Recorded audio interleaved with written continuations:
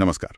आज हम बात करेंगे आयुष्मान भारत योजना की, मतलब इससे जुड़ी जो आम धारणाएं हैं और प्राइवेट हेल्थ इंश्योरेंस की जरूरत पर। हाँ बिल्कुल, ये बहुत जरूरी टॉपिक है क्योंकि आयुष्मान भारत को लेकर ना काफी कंफ्यूजन रहता है लोगों में। सही कहा। हमारे पास एक हेल्थ इंश्योरेंस पर आधारित लेख है, तो उसी के बेसिस पर आज हम डिस्कशन करेंगे।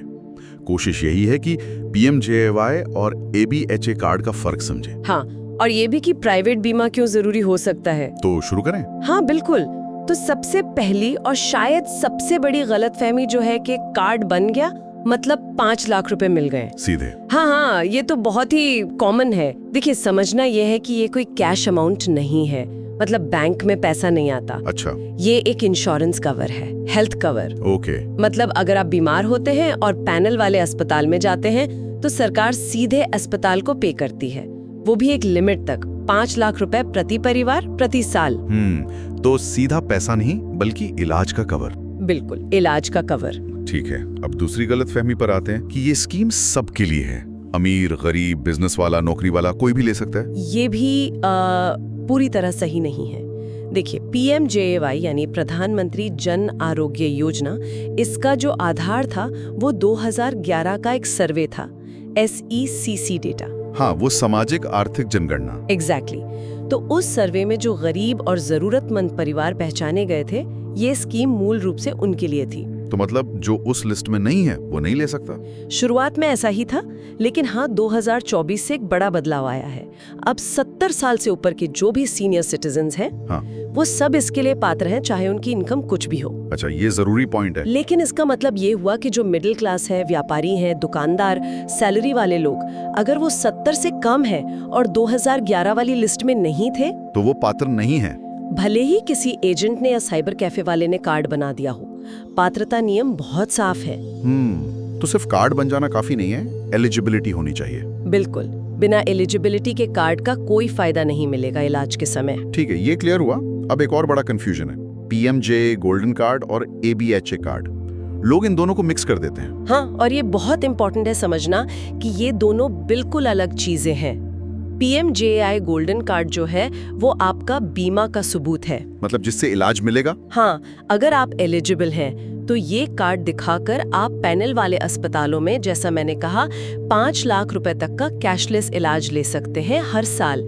ये सीधा बीमा कवरेज से जुड़ा है। ओके, तो फिर ABHA कार्ड क्या बला है? ABHA कार्ड यानी Ayushman Bharat health account ID, ये बिल्कुल अलग है। ये समझिए आपकी एक डिजिटल हेल्थ ID है।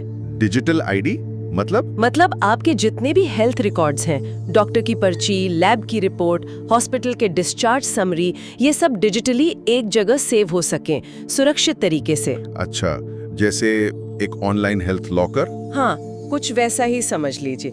आपकी पूरी मेडिकल हिस्ट्री एक जगह, लेकिन इसका बीमा कवर से या पैसों के फायदे से कोई लेना देना नहीं है। कोई आर्थिक लाभ नहीं? नहीं, बिल्कुल नहीं। ABHA कार्ड सिर्फ आपकी स्वास्थ्य जानकारी को मैनेज करने के लिए है, ताकि जरूरत पड़ने पर डॉक्टर आसानी से आपकी हिस्ट्री देख सके। तो golden card is equal to बीमा, ABHA card is equal to health record. ये फर्क समझना वाकई जरूरी था। गोल्डन कार्ड बीमा देता है, ABA कार्ड रिकॉर्ड रखता है। एकदम सही। चलिए अब आगे बढ़ते हैं, प्राइवेट हेल्थ इंश्योरेंस की बात करते हैं, खासकर उनके लिए जो आयुष्मान भारत के पात्र नहीं है। सोर्स इस पर काफी जोर देता है। हाँ, और देना भी चाहिए। देखिए, जो लोग PMJAY के दायरे में नहीं आते, उनके लिए तो प्राइवेट हेल्थ इंश्योरेंस ही असल सुरक्षा कवच है। क्यों, मतलब क्या फायदे हैं इसके? सबसे बड़ा फायदा तो ये कि आपको सरकारी लिस्ट या पात्रता पर निर्भर नहीं रहना पड़ता। आपकी अपनी पॉलिसी है, आपका अपना कवर है। और शायद कवर अमाउंट भी चुनने की आजादी होती है। बिल्कुल, आप अपनी जरूरत के हिसाब से चुन सकते हैं, 5 लाख, 10 लाख, 20 लाख, 50 लाख, जितना आपको सही लगे। और अस्पताल क्या सिर्फ पैनल वाले ही चलेंगे? नहीं, यही तो एक और बड़ा फायदा है। आप अपनी पसंद की किसी भी अच्छे अस्पताल में जा सकते हैं। आपको सरकारी पैनल तक सीमित नहीं रहना पड़ता, चॉइस बढ़ जाती है। ये तो काफी फ्लेक्सिबिलिटी देता है। और टैक्स बेनिफिट का भी कुछ होता है? हाँ, वो भी है।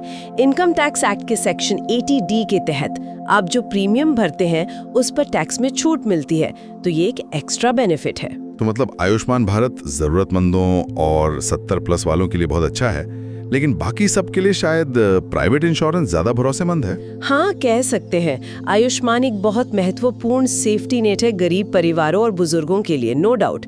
लेकिन जो लोग इसके दायरे में नहीं आते, उनके लिए एक अच्छी प्राइवेट हेल्थ पॉलिसी लेना ही मन की शांति और गारंटेड कवरेज सुनिश्चित करता है। तो चलिए आज की बातचीत को समेटते हैं। मुख्य बातें क्या रहीं? पहली, आयुष्मान भारत में 5 लाख रुपए कैश नहीं मिलते, ये बीमा कवर है।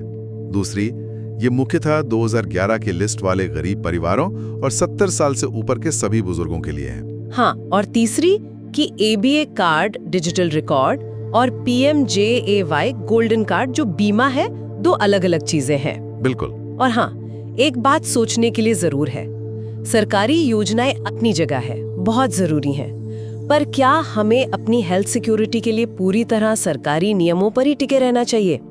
या फिर आज के समय में एक पर्सनल हेल्थ इंश्योरेंस पॉलिसी जो आपको गारंटीड कवर और मानसिक शांति दे, वो एक जरूरत बन गई है? इस पर सोचना जरूरी है। सही कहा, ये सवाल वाकई सोचने लायक है। चलिए, इसी विचार के साथ आज की चर्चा समाप्त करते हैं।